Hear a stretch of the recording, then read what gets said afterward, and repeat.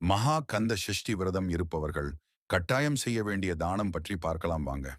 முருகன் உங்க குலதெய்வம் என்றால் ஓம் முருகா என்றும், இஷ்ட தெய்வம் என்றால் ஓம் சரவணபவ என்றும் காமெண்டில் பதிவிடுங்கள்.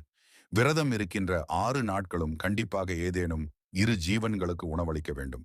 எறும்பு, காகம், நாய், பசு உங்களுக்கு ஏற்றாற்போல். சந்நியாசிகளுக்கு உணவளிக்கலாம்.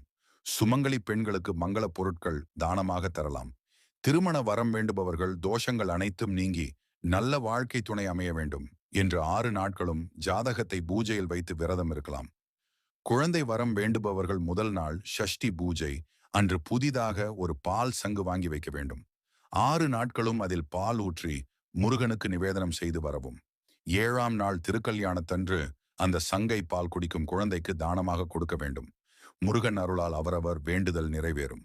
மேலும் இது போல ஆன்மீக தகவல்களுக்கு நம்ம சேனலை சப்ஸ்கிரைப் செய்து முருக பக்த கோடிகளுக்கும் பகிருங்கள். ஓம் முருகா சரணம்.